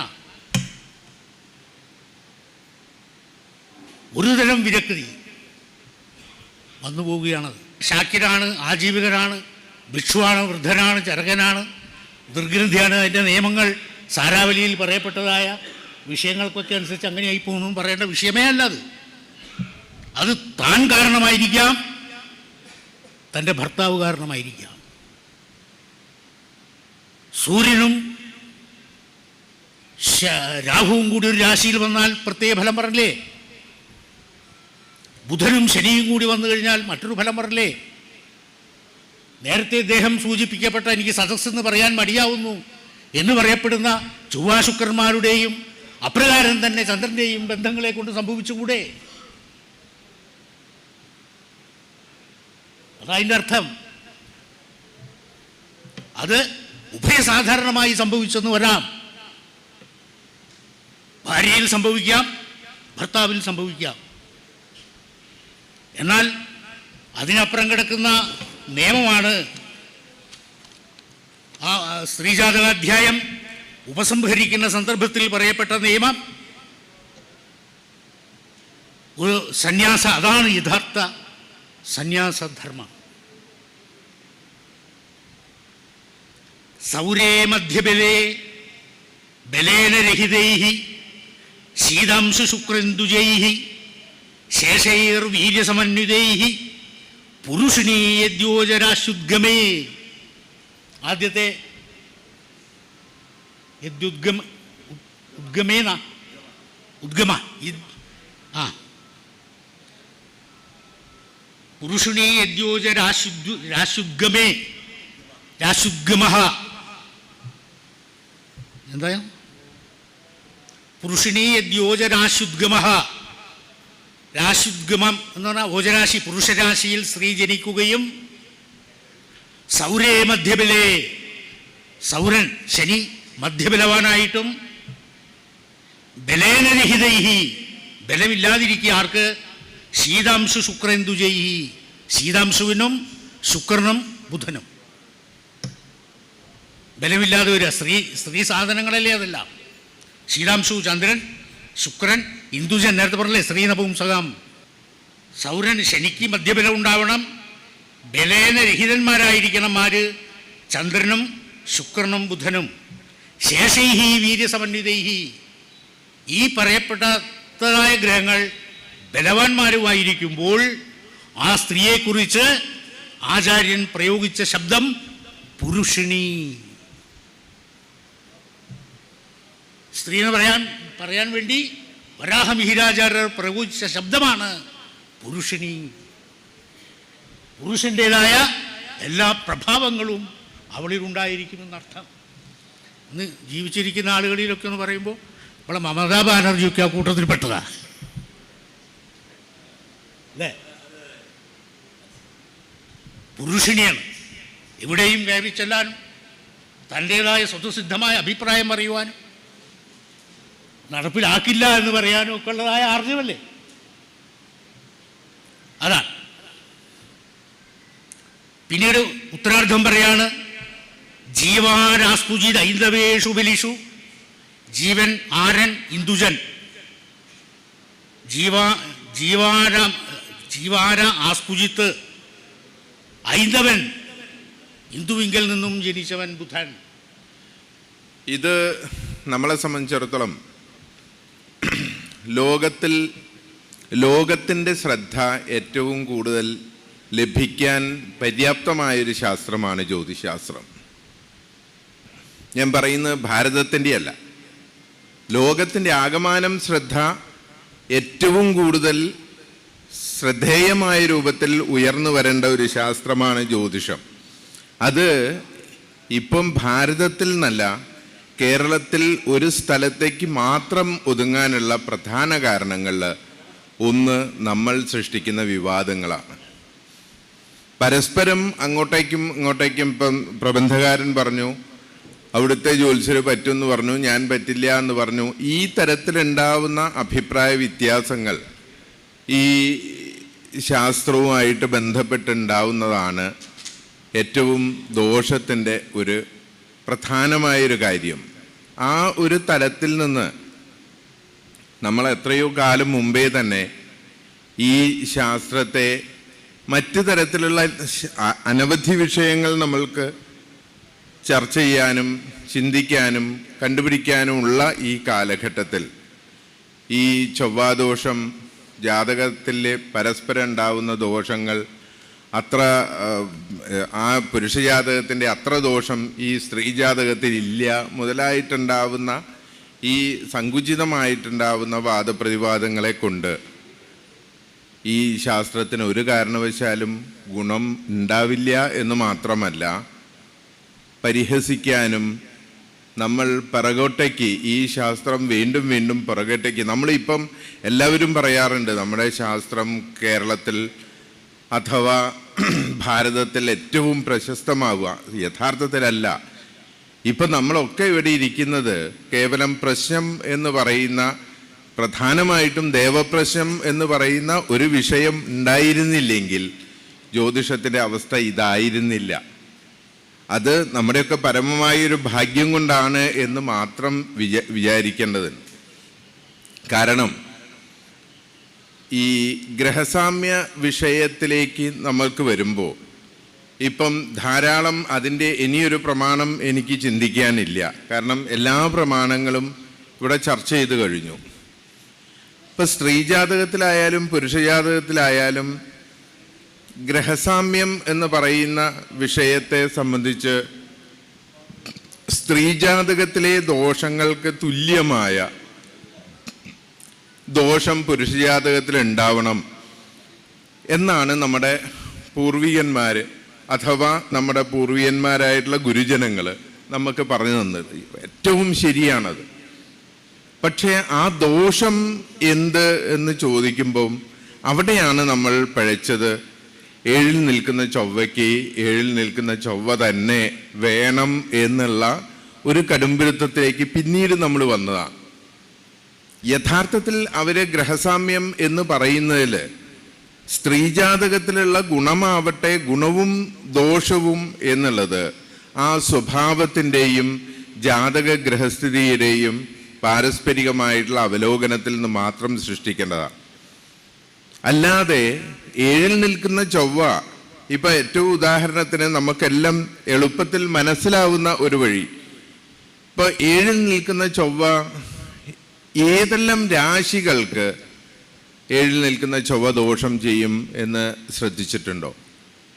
ആരെങ്കിലും ഒന്ന് ശ്രദ്ധിച്ചിട്ടുണ്ടോ? ഏഴിൽ ചൊവ്വയുണ്ട് എന്ന് പറയാന്നല്ലാതെ ഏതെല്ലാം രാശികൾക്ക് ആ ചൊവ്വ ദോഷപ്രദനാണ് എന്നൊന്ന് പരിശോധിച്ചു കഴിഞ്ഞാൽ കേവലം 2 or 3 രാശികൾക്ക് മാത്രമേ അപവാദരഹിതമായി ചൊവ്വ ദോഷപ്രദനാണെന്ന് മനസ്സിലാക്കാൻ പറ്റൂ. ഒന്ന് ശ്രദ്ധിച്ചു നോക്കുക. മേടരാശിയിൽ ലഗ്നാധിപനാണ്, ഇടവരാശിക്ക് 7ാം ഭാവാധിപനാണ്, കർക്കിടക രാശിക്ക് ഉച്ചസ്ഥനാണ്, ചിങ്ങരാശിക്ക് ഭാഗ്യാധിപനാണ്, തുലാരാശിക്ക് 7ാം ഭാവാധിപനാണ്, വൃശ്ചികത്തിന് ലഗ്നാധിപനാണ്. മകരരാശി ഒരു പ്രത്യേകമായിട്ടുള്ള പ്രമാണം പറഞ്ഞ് മകരരാശിയിൽ ദോഷമില്ല എന്ന് പറഞ്ഞു. ഇങ്ങനെ നോക്കുന്ന സമയത്ത് വളരെ കുറച്ച് രാശികൾക്ക് മാത്രമാണ് ചൊവ്വ യഥാർത്ഥത്തിൽ ദോഷത്തെ കൽപ്പിക്കാൻ ഉള്ള നിയമത്തിലേക്ക് വന്നു ചേരും. ആരും ആയുർദായം നോക്കിയിട്ടോ അല്ലെങ്കിൽ ബലവണ്ണം കണിച്ചിട്ടോ അല്ല ജാതകം നോക്കുന്നത്. 2 ജാതകക്കുറിപ്പുകൾ അപ്പുറം വെച്ചിങ്ങനെ നോക്കി പറയുകയാണ്. പക്ഷേ ഇതിൽ നിന്ന് മനസ്സിലാക്കേണ്ടത് ചൊവ്വാദോഷത്തെയോ തത്തുല്യമായിട്ടുള്ള വൈധവ്യ ദോഷങ്ങളെയോ നിസ്സാരമായിട്ട് കണ്ടുകൂടാ. അത്തരം ജാതകങ്ങൾക്ക് ദീർഘായുസ്സുള്ള പുരുഷജാതകമേ ചേർക്കാവൂ എന്നുള്ളതാണ് അതിൽ മനസ്സിലാക്കേണ്ടത്. പാപസാമ്യം ഉണ്ടായിട്ട് മാത്രം പോരാ, പുരുഷജാതകം ദീർഘായുസ്സുള്ളതും കൂടി ആയിരിക്കണം. അത് സൂചിപ്പിക്കാനാണ് സൽസർത്ഥകേഷു മരണം സ്വയമേവ എന്ന് പറയാൻ കാരണം. അദ്ദേഹം പറഞ്ഞ വിഷയമൊക്കെ പൂർണ്ണമായി ശരിയാണ്. പക്ഷെ ആയുർദായം ഗണിച്ചുകൊണ്ടോ ബലവണ്ണം ഗണിച്ചുകൊണ്ടോ അദ്ദേഹം ദീർഘായുഷ്മാനാകണമെന്നില്ല എന്നുള്ള കാര്യം എല്ലാവരും മനസ്സിലാക്കണം. ഇതാകും പറഞ്ഞ് അദ്ദേഹം അൽപായുസ് ആണെങ്കിലും എന്ത് ചെയ്യും? അത്തരം ജാതകത്തിന് പാപദോഷമുള്ള ജാതകം ചേർക്കരുത്, വൈധവ്യദോഷമുള്ള ജാതകം ചേർക്കരുത്. ദീർഘായുസ്സുള്ള ജാതകമാണെന്ന് കണ്ടാൽ അഷ്ടമപാപദോഷമോ 7ാം ഭാവത്തിൽ പാപയോഗദോഷമോ ഉള്ള ജാതകം ചേർത്താൽ വൈധവ്യം വരാതെ കുറച്ചു കാലം വിയോഗമായിട്ടോ മറ്റ് ക്ലേശങ്ങളായിട്ടോ കടന്നു പോകും. ജ്യോതിഷ പരിഷത്തിൻ്റെ പ്രസിഡന്റ് അഡ്വക്കേറ്റ് രഘുരാമപ്പണിക്കർ അവർകളെ, സദസ്സിലിരിക്കുന്ന മാന്യദേഹങ്ങളെ, വേദിയിലിരിക്കുന്ന ഗുരുജനങ്ങളെ, സമയാതിക്രമം ഉണ്ട്, എല്ലാവർക്കും അറിയാം. സമയം വൈകി, എനിക്കും തോന്നാൻ തുടങ്ങിയിട്ടുണ്ട്. ഏതായാലും ഉച്ചയ്ക്ക് ശേഷമുള്ള ചർച്ച നല്ല ഉറക്കം കളയാവുന്ന ചൂടോടുകൂടിയുള്ള ചർച്ച രസമായി. സാധാരണ ഉച്ചയ്ക്ക് ഉറക്കം വരാറുണ്ട് ഊണൊക്കെ കഴിഞ്ഞ്. ഏതായാലും ചർച്ച വിജ്ഞാനെ തന്നെ നമുക്ക് അറിവുണ്ടാക്കുന്ന കാര്യം തന്നെ ആയിരിക്കണം ചർച്ച. ഈ നമ്മുടെ ഹെഡിങ് നേരത്തെ പറഞ്ഞല്ലോ, ഗ്രഹസാമ്യം എന്നതിനെക്കുറിച്ച്. ഇപ്പം ഈ നേരത്തെ പറഞ്ഞ അദ്ദേഹത്തിന് ഒരു കോംപ്ലിമെൻ്റ് കൊടുത്തുകൊണ്ടാണ് തുടങ്ങുന്നത്. കാരണം തൻ്റെ 71ാമത്തെ വയസ്സിലും അനവധി ഗ്രന്ഥങ്ങളിലെ ഉദ്ധരണികൾ എടുത്തുകൊണ്ട് ഈ വിഷയത്തെ വളരെ വിപുലമായ രീതിയിൽ സോദാഹരണമായി പ്രമാണസഹിതം നമ്മളിലേക്ക് കൊണ്ടുപോയ എൻ്റെ സുഹൃത്തും ഒരു ബന്ധുവുമായ ശ്രീമാൻ വിജയരാഘവ പണിക്കരെ സർവാത്മന ഞാൻ അഭിനന്ദിക്കുക തന്നെയാണ്. അതിനൊട്ടും കുറവ് വരുന്നില്ല. കാരണം ചെറുപ്പക്കാർക്ക് പോലും ഒരു പക്ഷേ ഇത്ര നേരം നിൽക്കാൻ പോലും പറ്റിയെന്ന് വരില്ല. പലപ്പോഴും അദ്ദേഹം തന്നെ പറഞ്ഞു ഊണഴിക്കാരായി എന്ന് പറഞ്ഞിട്ടും അദ്ദേഹം നിർത്തുന്നില്ല. തൻ്റെ കയ്യിലുള്ളതെല്ലാം മറ്റുള്ളവർക്ക്. അതിന് മറ്റൊരു ഉദാഹരണമാണ്, തനിക്കൊരു രോഗം വന്നിട്ട് പോലും പരിഷത്തിൽ കോണി കയറാൻ പറ്റാത്ത രോഗം വന്നിട്ട് പോലും താഴത്ത് കസാലിട്ട് തൻ്റെ ശിഷ്യന്മാരോട് സംവദിക്കുന്ന അദ്ദേഹത്തിന് അത് തന്നെ, ആ മുഖം തന്നെയാണ് ഇവിടെ കണ്ടത്. വളരെ നന്ദി. പിന്നെ നേരത്തെ പറഞ്ഞ മാതിരി അദ്ദേഹത്തിൻ്റെ ഒരു പ്രയോഗമാണ് എനിക്ക് വളരെ ഇഷ്ടപ്പെട്ടത്. അതിപ്പോൾ നേരത്തെ ജയരാജൻ പണിക്കർ പറഞ്ഞു, വിശേഷവിധി സാമാന്യവിധി. സംസ്കൃതം പഠിക്കുന്നവർക്ക് അറിയാം, ഉക്തി അർത്ഥാന്തരന്യാസ സ്യാൽ സാമാന്യ വിശേഷം. ഇതൊരു അലങ്കാരമാണ്. സാമാന്യമായ ഒരർത്ഥവും വിശേഷമായ ഒരർത്ഥവും ഒരു വസ്തുവിൽ അധ്യാഹരിച്ചു കഴിഞ്ഞാൽ അതിനെ അർത്ഥാന്തരന്യാസം എന്നാണ് അതിന് പറയുക.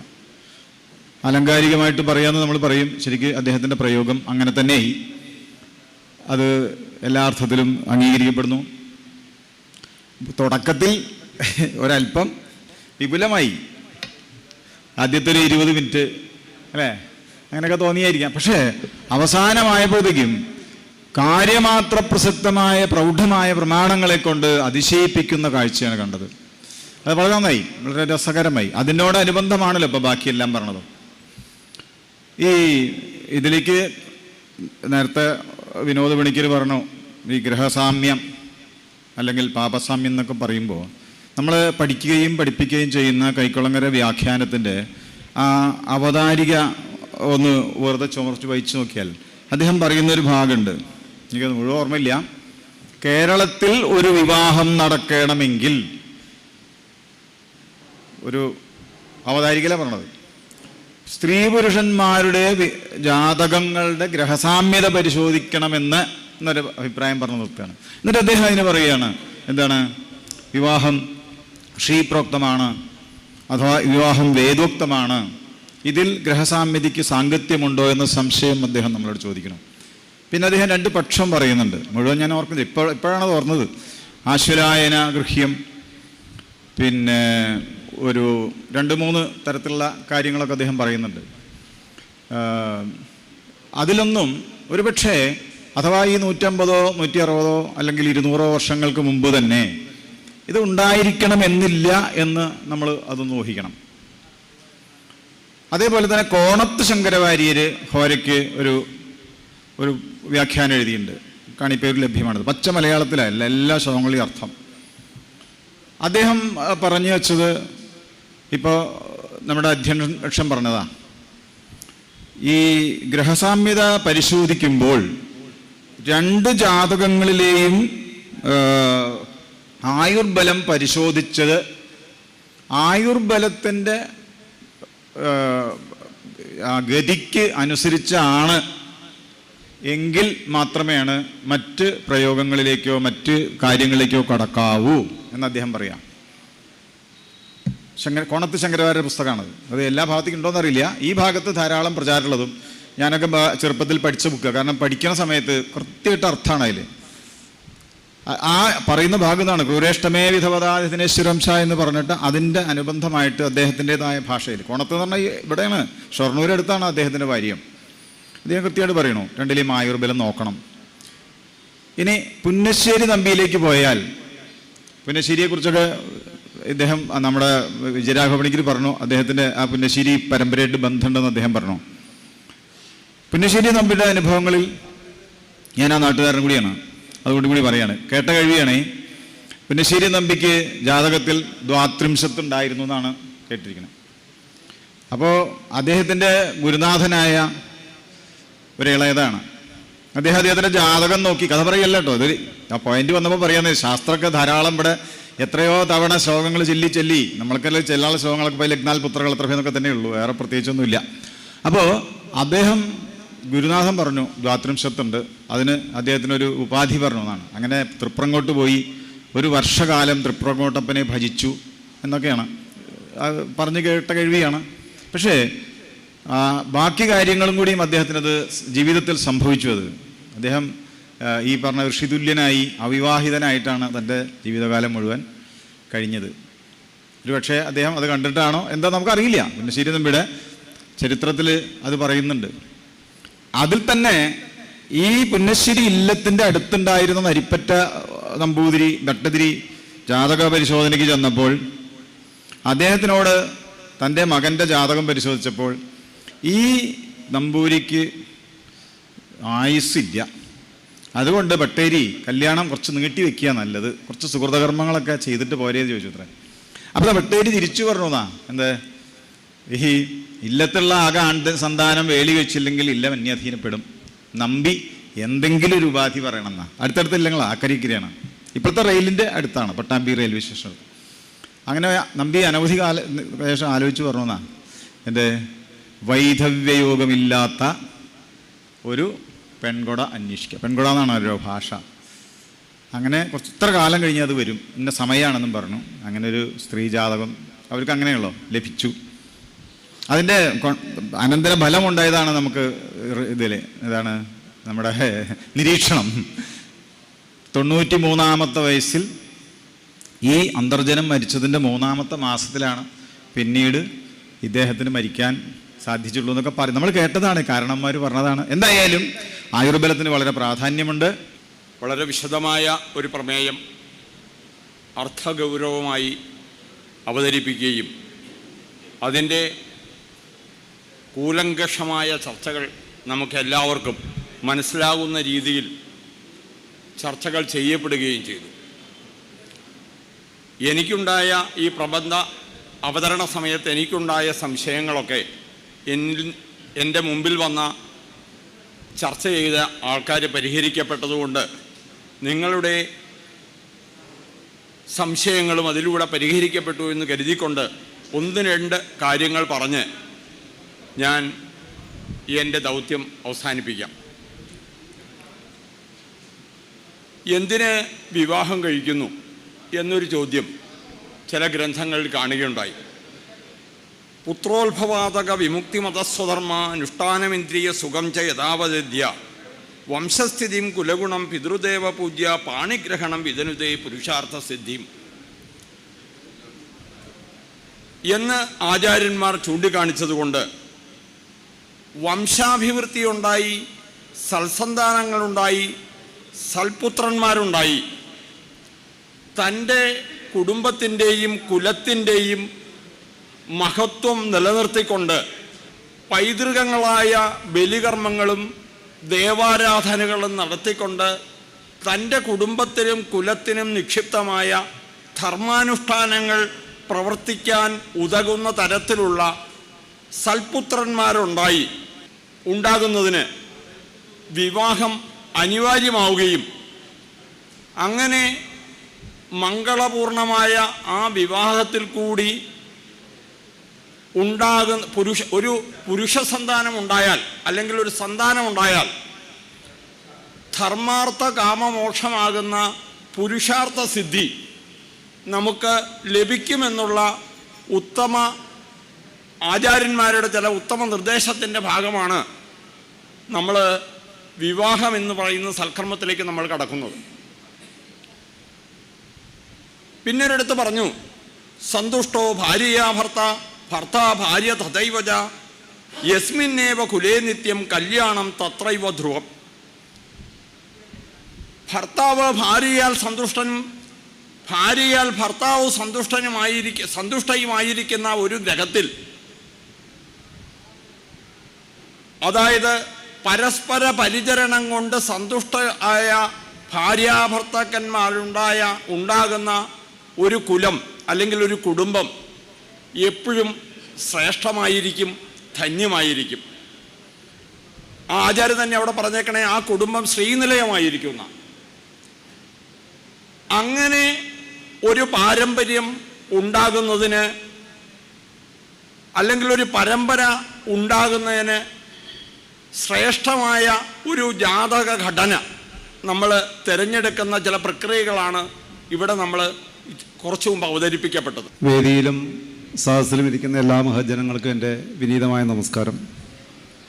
ഇപ്പോൾ ഒരു ജാതക ചർച്ചയുടെ ഭാഗം തന്നെയാണ് ഇന്നിവിടെ സംസാരിക്കുന്നത്. അതിനൊരു പേര് ദാമ്പത്യഘടനയിൽ ഗ്രഹസാമ്യം എന്ന് കൊടുത്തു എന്ന് മാത്രമേ ഉള്ളൂ. ഒരു കാര്യം നമുക്കൊക്കെ വ്യക്തമായിട്ട് അറിയാം, ജാതക ചേർച്ച എന്ന് പറയുന്ന ഒരു വിഷയം ഒരു ആചാര്യമുഖമായിട്ടൊരു ഗ്രന്ഥം ഇല്ല എന്നാണ് ഞാൻ മനസ്സിലാക്കിയിട്ടുള്ളത്. ഇത് ഏതൊരു ശാസ്ത്രത്തിനും കാലത്തിൻ്റെ ആവശ്യാനുസരണം പുതിയതായ പദ്ധതികൾ ഉണ്ടാക്കുക എന്നുള്ളത് എല്ലാ ശാസ്ത്രത്തിൻ്റെയും നിയമമാണ്. ജ്യോതിശാസ്ത്രത്തിൻ്റെ മാത്രമല്ല, മറ്റേത് ശാസ്ത്രങ്ങളെ എടുത്താലും, ഇപ്പോൾ കെമിസ്ട്രി ആയിക്കോട്ടെ, ഫിസിക്സ് ആയിക്കോട്ടെ, ബയോളജി ആയി, ഇതൊക്കെ ഇപ്പോൾ നമുക്കറിയാം കോവിഡിൻ്റെ കാലത്തിൽ പുതിയ വാക്സിൻ ഉണ്ടായി എടുത്തു. അത് ആ കാലത്തിൻ്റെ ആവശ്യമാണ്. അപ്പോൾ ഇതുപോലെ നമ്മുടെ പൂർവികന്മാർ കുറേ പരീക്ഷണങ്ങളും നിരീക്ഷണങ്ങളൊക്കെ നടത്തി ഒരു പന്താവ് ഉണ്ടാക്കിയതാണ് ഈ ജാതക ചേർച്ച എന്ന് പറയുന്നത്. ഇപ്പോൾ നമ്മളിപ്പോൾ സാധാരണഗതിയിൽ ജാതക ചേർച്ചയിൽ എന്തൊക്കെയാണ് നോക്കുക? ഒന്ന് ദോഷസാമ്യം, ഗ്രഹസാമ്യം എന്ന് പറയണത് തന്നെയാണ് ശരി. നേരത്തെ വട്ടോളി അരവിന്ദേട്ടൻ പറഞ്ഞ പോലെ ദോഷസാമ്യം എന്നുള്ളതിലുപരി ഗ്രഹസാമ്യം എന്ന് ചിന്തിക്കുന്നത് തന്നെയാണ് ശരി. മറ്റൊന്ന് കൂട്ടുദശ, പിന്നൊന്ന് പൊരുത്തം. ഈ പൊരുത്ത വിഷയത്തിനെ കുറിച്ച് ഓരോ ഗ്രന്ഥങ്ങളിലൊക്കെ പറഞ്ഞിട്ടുണ്ട്. പലതിലും ജാതകത്തിലാണെങ്കിലും ഒക്കെ വിശേഷമായിട്ട് പറഞ്ഞിട്ടുണ്ടത്. അവിടെ അതിൽ 10 പൊരുത്തം പ്രധാനമായിട്ട് പറഞ്ഞു. രാശ്യാദീൻ അഷ്ടയോഗാൻ അഭിജഗുരുതരവും രജ്ജുവേദവും എന്ന് പറഞ്ഞു നിർത്തി. അപ്പോൾ രാശി പൊരുത്തം മുതലായ 8 പൊരുത്തങ്ങളും രജ്ജുവേദം എന്ന് പറയുന്ന 2 ഗുരുതരമായ പൊരുത്തങ്ങളെക്കുറിച്ച് അതിൽ പറഞ്ഞിട്ടുണ്ട്. അവിടെ രജ്ജുവേദവും ഗുരുതരവും എന്ന് പറയാനുള്ള കാരണം, ഈ വിവാഹം സന്താനാർത്ഥം ഒരു വിവാഹം സന്താനത്തിന് വേണ്ടിയിട്ടാണെന്ന് പറഞ്ഞു.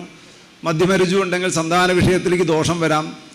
അതുപോലെ തന്നെ രജ്ജു ഉണ്ടെങ്കിൽ ദമ്പതികൾക്ക് മരണങ്ങൾ സംഭവിക്കാം, വൈധവ്യം ഉണ്ടാവാം, അല്ലെങ്കിൽ ഭാര്യ മരിക്കാം എന്നൊക്കെ പറഞ്ഞതുകൊണ്ട് ആ പൊരുത്ത വിഷയങ്ങളിൽ ഈ 2 എണ്ണത്തിന് ഗൗരവമായ ദോഷമുള്ളത് കൊണ്ടാവണം രജ്ജുവേദങ്ങൾക്ക് ഗുരുതരമാണെന്ന് പറഞ്ഞത്.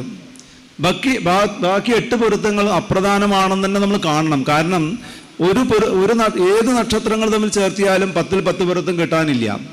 ഓരോ പൊരുത്തങ്ങൾക്കും ഓരോ ഗുണങ്ങളെ പറഞ്ഞിട്ടുണ്ടേനും. അപ്പം അങ്ങനെ നോക്കുമ്പോൾ 10-ൽ 10 പൊരുത്തം കിട്ടിയാലേ വിവാഹം കഴിക്കാൻ പറ്റുള്ളൂ എന്നുള്ളൊരു വിവാഹ വിഷയത്തിലേക്ക് നമുക്ക് എത്തിച്ചേരേണ്ടി വരും. അപ്പോൾ അത് ഇത്ര എണ്ണം വേണമെന്ന് എവിടെയും ഏതൊരു ആചാര്യനും പറഞ്ഞിട്ടില്ല. പൊരുത്ത വിഷയത്തെക്കുറിച്ച് ജാതകത്തിൽ നമ്മൾ നോക്കി വരുന്ന ആധികാരികമായിട്ട് ആചാര്യമുഖമായിട്ട് പറഞ്ഞൊരു വിഷയം പൊരുത്തം മാത്രമാണ്. സമ്പ്രദായസ്തു ബഹവ സന്ദീഹ പ്രശ്നകർമ്മണി ഗുരുപദേശത്തേഷു ഏകേ സമ്പ്രദായ വിദാമര എന്നൊരു നിയമമുണ്ട്. അതായത് സമ്പ്രദായസ്തു ബഹവ എന്നാണ്. പല നാട്ടിലും പല സ്ഥലത്തൊക്കെ പല വിധത്തിലുള്ള, ഇപ്പോൾ പാലക്കാടിനെ പറ്റി പറഞ്ഞു, പത്തനംതിട്ടയെ പറ്റി പറഞ്ഞു, അങ്ങനെ പറഞ്ഞ പല സ്ഥലങ്ങളിലും പല സമ്പ്രദായങ്ങളാണ്.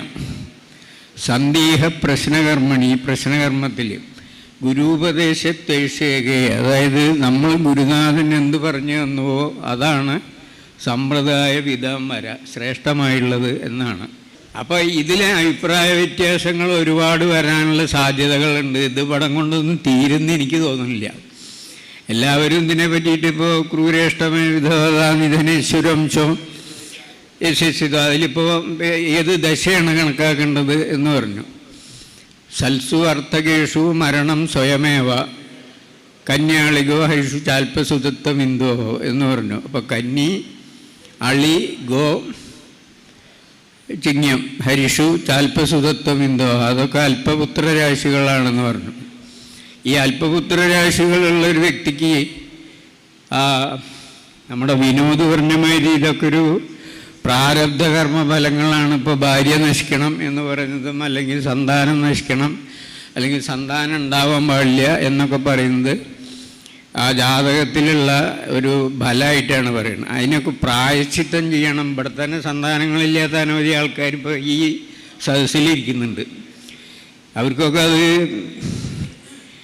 അനുകൂലിച്ച് വന്നാൽ വരാൻ വേണ്ടിയിട്ട് ഇവിടെ സന്താന വിഷയത്തിനെ സംബന്ധിച്ച് ഇപ്പോൾ ക്ലാസ്സൊക്കെ എടുത്തായിരുന്നു. സന്താന വിഷയങ്ങളെ പറ്റിയിട്ട് ഒരാൾ സെമിനാർ വെച്ചിട്ടുണ്ടായിരുന്നു. അപ്പോൾ അവർ പറഞ്ഞു സന്താനങ്ങളെയൊക്കെ ഞാൻ ശരിയാക്കി കൊടുക്കുക എന്ന് പറഞ്ഞിരുന്നു. അപ്പോൾ അതൊക്കെ ശരിയാക്കി കൊടുത്തിട്ടുണ്ടെങ്കിൽ വളരെ സന്തോഷമായിരുന്നു. അതേമാതിരി തന്നെ ആയുസ്സിന് ഇപ്പോൾ ചന്ദ്രാരേന്ദുജാനം ബാല്യ ശുക്രസ്യ യൗവനെ ഗുരൗ മധ്യവയസി മന്ദസ്യ വാർദ്ധകെ അല്ല മന്ദസ്യാദിവാർദ്ധക ഇത്യർത്ഥഃ. സഭാഭ്യസ്തേഷ്ടമേ വിഭവ പതിപുത്രയുഗാ നാരി മോദതയെ നാ അത്ര സംശയ. അതിൽ യാതൊരു സംശയമില്ല എന്നാണ് അയാൾ പറയുന്നത്. ഇനിയിപ്പോൾ അതെടുത്തില്ലെങ്കിൽ തന്നെ പിന്നെ ഭാഗ്യസ്ഥ ശുഭകേചരാഹ സ്മരകതേ പാപേഷ്ടമസ്തേ സ്വഭാ ഭർത്തൃശ്രീ ബഹുപുത്ര സൗഖ്യ വിഭവ സാർദ്ധം ചിരഞ്ജീവതി. അവിടെയും പറഞ്ഞു ചിരഞ്ജീവതി എന്ന് പറഞ്ഞു. അതും ആൾക്കാർക്ക് ദഹിക്കുന്നില്ല. ഞാൻ പറയുന്ന ഒരു മൂന്നാമതായിട്ടുള്ളൊരു വിധി ഞാൻ പറയണം. എന്താണ്? നാശേഷ പാപേജ ശുഭാന്യതേസ്തേ ഭാഗ്യേധവാ സൽഭിരവീക്ഷിതേജ പത്യാസുതേനാഭി യുദാജനാരി സദാചിരം മോദതയേവ നൂനം. അതിനെന്താ പറയുന്നതെന്നുള്ളത് ഈ സദസ്സിൽ എനിക്കൊരു അഭിപ്രായം കിട്ടണം. ഇത് മൂന്നാമത്തെ അഭിപ്രായമാണ്. നവമേ ശുഭസംയുക്തേ ഭാഗ്യസ്ഥ ശുഭകേചര അതിന് പുറമേ ഉള്ളതാണ് ഇപ്പം ഞാൻ പറഞ്ഞത്. ഇപ്പം മനസ്സിലായില്ലേ? നാശേഷ പാപേച നാശം എന്ന് വെച്ചാൽ 8-ാം ഭാവം. അവിടെ പാപം നിൽക്കുക. നാശേച പാപേച സ്വശുഭാന്യതേസ്തേ അശുഭന്മാർ അസ്തത്തിൽ നിൽക്കുക, 8-ലും 7-ലും. ഭാഗ്യേധവാ സൽഭിരവീക്ഷിതേജ 9-ൽ അതേ സമയത്ത് ശുഭഗ്രഹങ്ങളോ ദൃഷ്ടിയോ യോഗമോ ഉണ്ടായാൽ പത്യാസൂതയനാഭി യുദാജനാരി ആ നാരി തൻ്റെ ഭർത്താവും സന്താനങ്ങളുമായിട്ട് ചിരഞ്ജീവിയായിട്ട് സദാചിരം മോദതയേവ നൂനം വളരെ മോദത്തോടു കൂടിയിട്ട് ജീവിക്കുന്നതാണ്. ഈ അഭിപ്രായത്തിനെ ഖണ്ഡിച്ചിട്ട് ആരെങ്കിലും എന്തെങ്കിലും അഭിപ്രായം ഉണ്ടെങ്കിൽ അത് പറയുക. പിന്നെ ഈ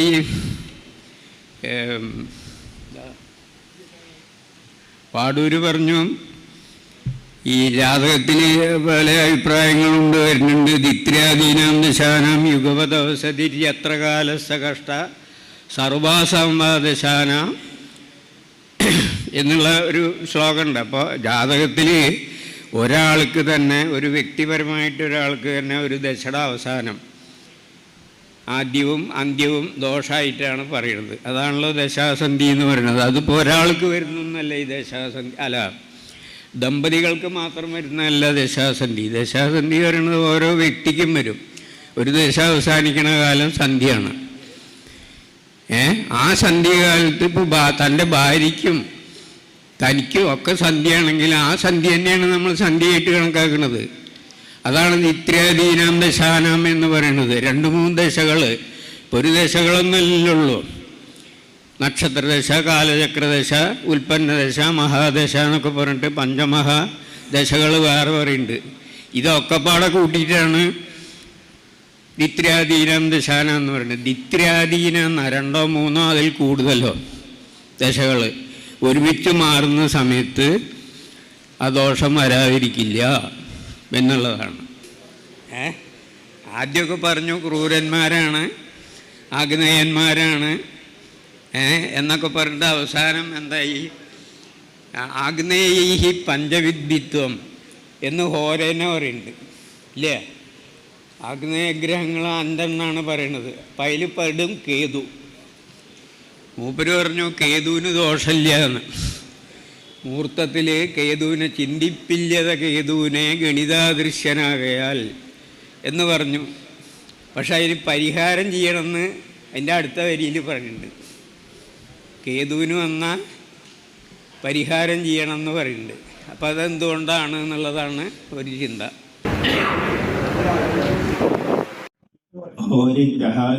അഹോരാത്ര വികല്പമേകെ വഞ്ചന്തി പൂർവാപന വർണ്ണലോപാർ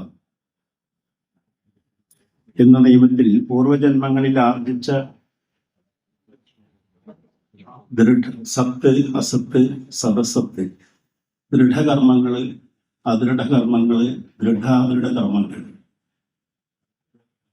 ആ പൂർവജന്മത്തിൽ ചെയ്തതായ കർമ്മങ്ങളുടെ ഫലാനുഭവം പ്രദർശിപ്പിക്കുന്നതിന് വേണ്ടി ഈ ജന്മം കിട്ടി. ആ ജന്മത്തിലൂടെ നമുക്കൊരു വ്യക്തിയുടെ ജാതകം നിർമ്മിക്കുകയാണ്.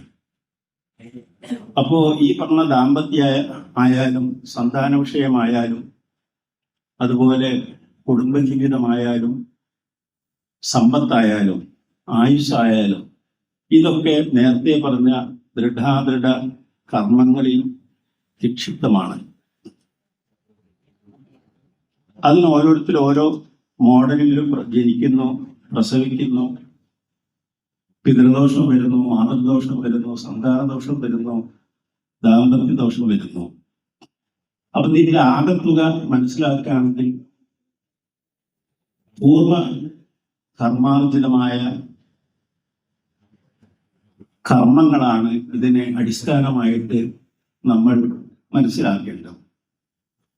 ഇപ്പൊ ഒരു വ്യക്തി വഴിതെറ്റുന്നു, അല്ലെങ്കിൽ ഒരു ദാമ്പത്യം വഴിതെറ്റുന്നു, ഒരു സന്താനം നശിക്കുന്നു, അത് കാലത്തിന്റെ ഒരു ഘടന മാത്രമാണോ എന്ന് ചോദിക്കുമ്പോൾ ഈ കാലത്തിലും 2025 IAS പാസ്സാവുന്നവരുണ്ട്, ഈ 2025 തസ്കരനാവുന്നവരുണ്ട്, ആചാര വിരുദ്ധമായിട്ട് ജീവിക്കുന്നവരുണ്ട്. ഇതൊക്കെ പൂർവാർജിതമായിരിക്കുന്ന കർമ്മത്തിന്റെ അഥവാ കർമ്മങ്ങളുടെ ബാലൻസ് ആണ് എന്നർത്ഥം. ഒരു വിശദമായ വിഷയത്തിലേക്ക് വരുന്നില്ല, ലളിതമായി ചില കാര്യങ്ങൾ പറഞ്ഞുകൊണ്ട് ഈ സംസാരം ഉപസംഹരിക്കുകയാണ്. ഒരാചാര്യൻ നിസ്സന്താനി സസൂനം നിരവധി കരുണം നിർദ്ദയെ നിസ്വദാഢ്യേ നിസ്തുല്യം വിത്തനാഥം സരുചമരുചി ച ക്ഷ്മാജുഷാം ജാതകേഷു വിദ്യാവൃദ്ധം ച വിദ്യാരഹിതം. ഇങ്ങനെ ഉണ്ടാവുന്നൊരു പ്രമാണം ഗൗരവമായിട്ട് പറഞ്ഞതുകൊണ്ട് സ്ത്രീ പുരുഷ ജാതകങ്ങളിൽ നിസ്സന്താന ജാതകത്തിൽ സസന്താനം, അപ്പോ ഒരു പുരുഷ സന്താനത്തിൽ സന്താന ഗുണമില്ല എന്ന് കാണുകയാണെങ്കിൽ അതിലേക്ക് ഒരു സന്താന ഗുണമുള്ള സ്ത്രീ ജാതകം ചേർക്കാം അഥവാ ചേർക്കണം. സ്ത്രീയുടെ ജാതകത്തിൽ സന്താന ഗുണം ഇല്ലാത്തതാണെങ്കിൽ അത് പുരുഷ ജാതകത്തിൽ സന്താന ഗുണമുണ്ടെങ്കിൽ അത് അതിലേക്ക് ഘടിപ്പിക്കേണ്ടതാണ്. നമ്മുടെ സംശയങ്ങൾ ദൂരീകരിക്കുന്ന രീതിയിലായിരുന്നു എല്ലാം പറഞ്ഞത്. അപ്പൊ അതിലെ തന്നെ ഒരുവിധം സംശയങ്ങളൊക്കെ 3 സംശയം വ്യക്തമായിട്ട് എഴുതുന്നതായിരുന്നു. അതിൽ 2 സംശയങ്ങൾ ക്ലിയർ ആക്കിയിട്ടുണ്ട്. അത് ജയരാജനും പിന്നെ പ്രമോദ് പണിക്കരും വളരെ വ്യക്തമായിട്ട് പറയുകയുണ്ടായി. പക്ഷെ അതിലില്ലാത്ത ഒരു കാര്യമാണ് ചോദിക്കാൻ പോകുന്നത്. അത് ഒരുപക്ഷെ നമുക്കെല്ലാവർക്കും ഉപകാരപ്രദമായിരിക്കും എനിക്ക് തോന്നുന്നു. എത്രമാത്രം ശരിയാണെന്നും എനിക്കറിയില്ല, എൻ്റെ ചിന്താഗതിയാണ്. അത് ഞാൻ ഇവിടെ ചോദിക്കാൻ ഉദ്ദേശിക്കുകയാണ്. അത് മാത്രമേ ഞാൻ ചോദിക്കുള്ളൂ, ബാക്കിയൊന്നും ഞാൻ ഇവിടെ പറയാൻ ഉദ്ദേശിക്കുന്നുണ്ട്. എന്നീ 3 പറഞ്ഞിട്ടുണ്ട്.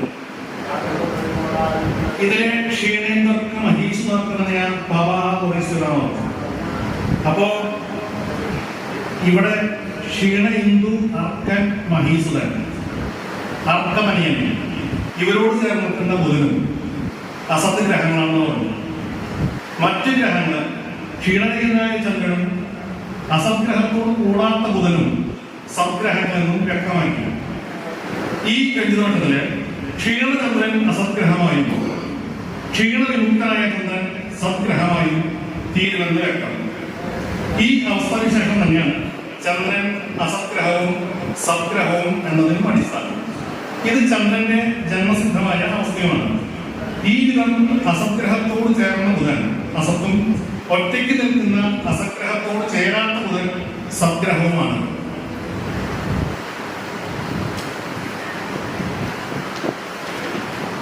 ചന്ദ്രനെ പറഞ്ഞ വിഫലത, പക്ഷത്തിതത്വം ബുധനില്ല.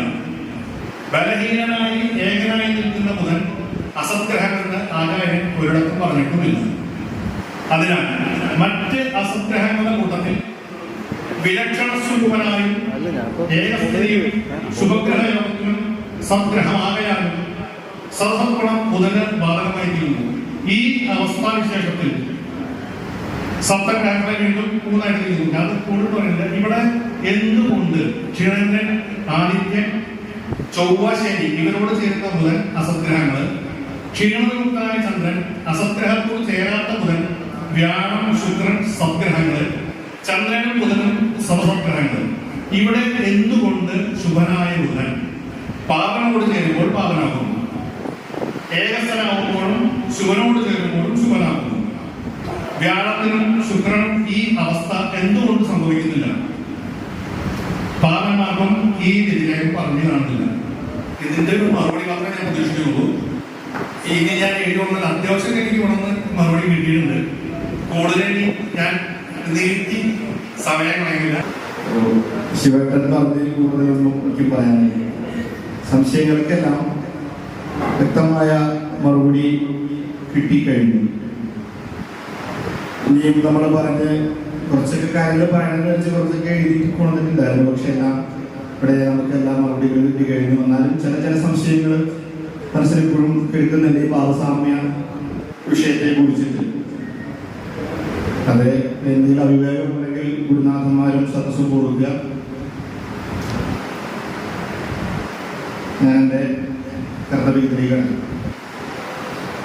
അതിക്ക് മുമ്പ് നമുക്കിവിടെ കൃഷ്ണമാർഗവും പോലെയും എല്ലാം നിശ്ചിതമായി അതിൻ്റെ പ്രമാണങ്ങളെ കൊണ്ട് പറഞ്ഞു.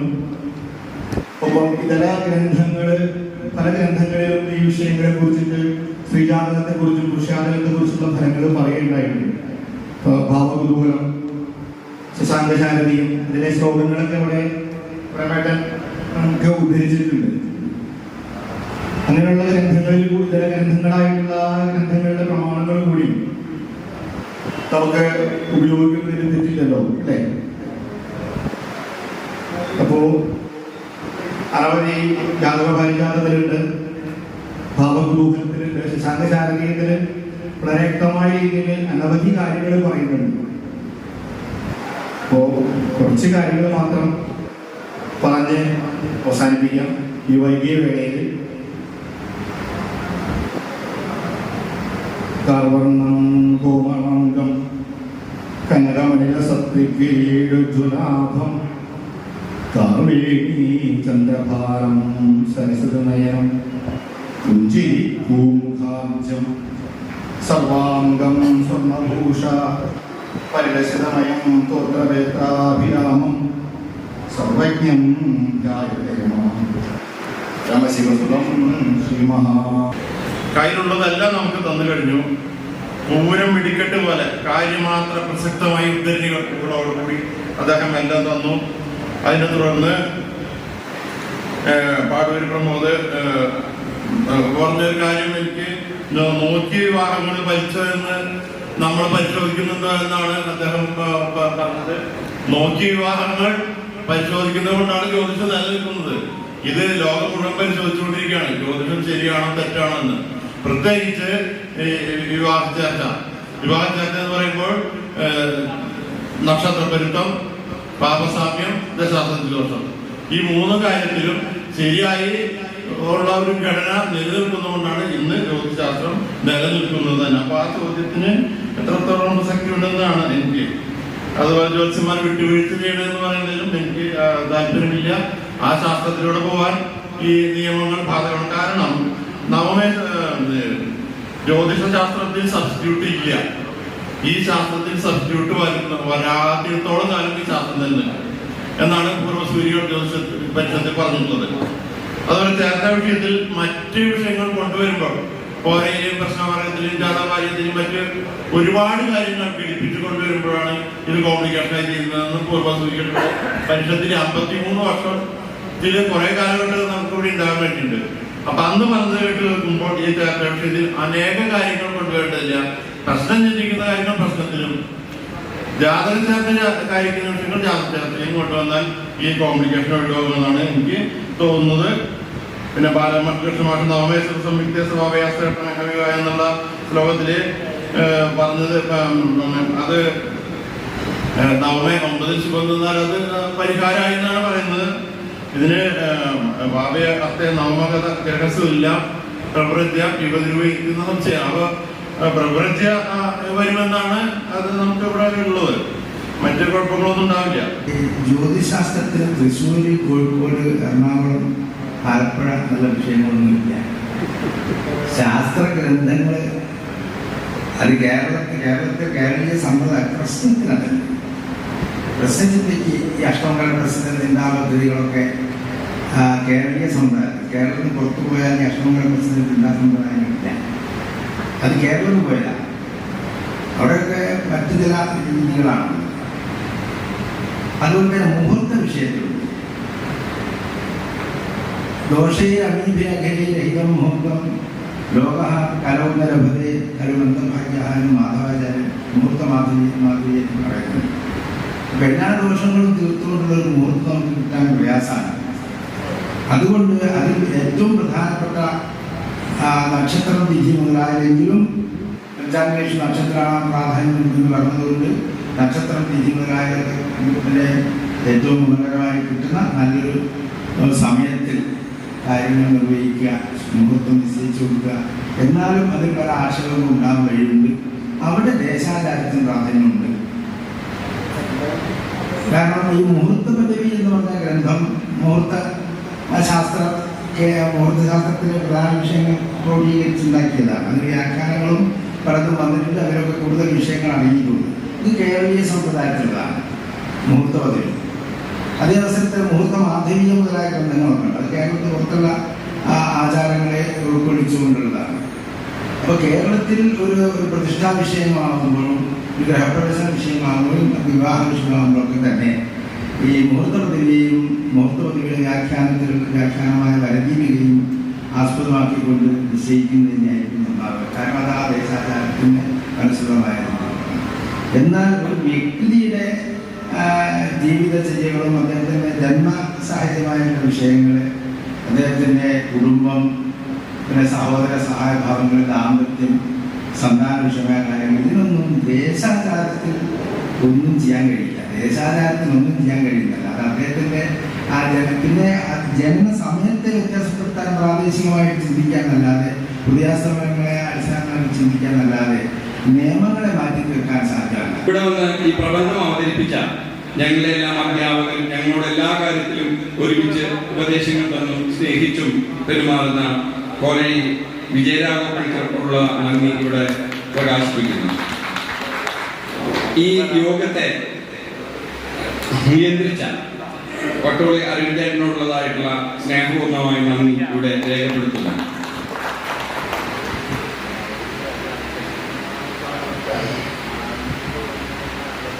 ജ്യോതിഷാചാര്യ ജയരാജൻ പണിക്കർ തിരുശ്ശേരി അവർക്ക് എത്ര വൈകിയും ഇവിടെ ഇരുന്ന് നമ്മളോട് സഹകരിച്ചതിന് അദ്ദേഹത്തിനോട് പ്രത്യേകം നന്ദി രേഖപ്പെടുത്തുന്നു. ജ്യോതിഷാചാര്യ വേണുഗോപാല പണിക്കർ ആമിക പട്ടാമ്പി അവർ നമ്മുടെ കുടുംബാംഗമാണ്. എങ്കിൽ തന്നെ അദ്ദേഹത്തിനുള്ള ഔപചാരികമായ നന്ദി ഇവിടെ രേഖപ്പെടുത്തുകയാണ്.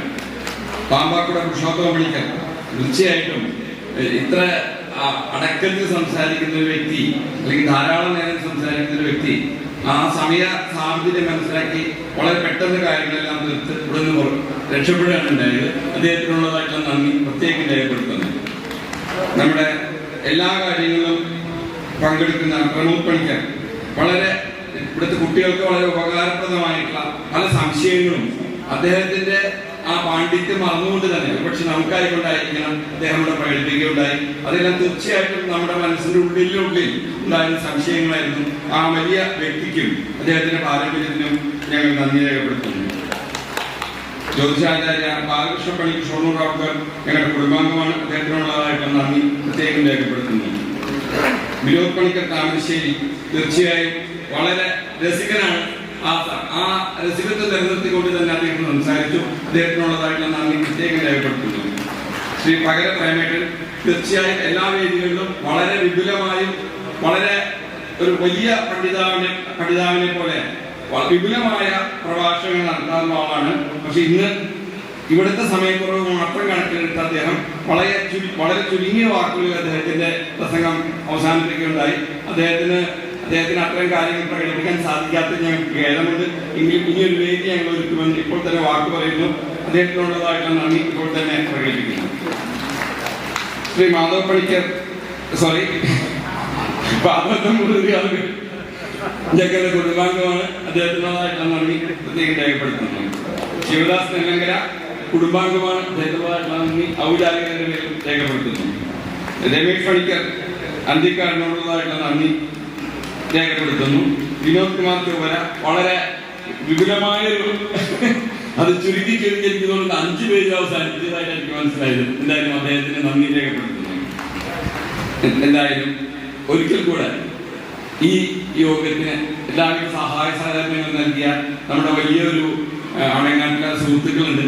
അവരുള്ളതായിട്ട് നന്ദി രേഖപ്പെടുത്തുന്നതോടൊപ്പം ഈ കേരള ജ്യോതിഷത്തിന്റെ ഏറ്റവും അടുത്ത ബന്ധുക്കളായിട്ടുള്ള നിങ്ങൾ ഓരോരുത്തരോടും വ്യക്തിപരമായി ഈ കേരള ജ്യോതിഷത്തിന്റെ പേരിലുള്ളതായിരിക്കുന്ന നന്ദി പ്രത്യേകം രേഖപ്പെടുത്തുന്നു.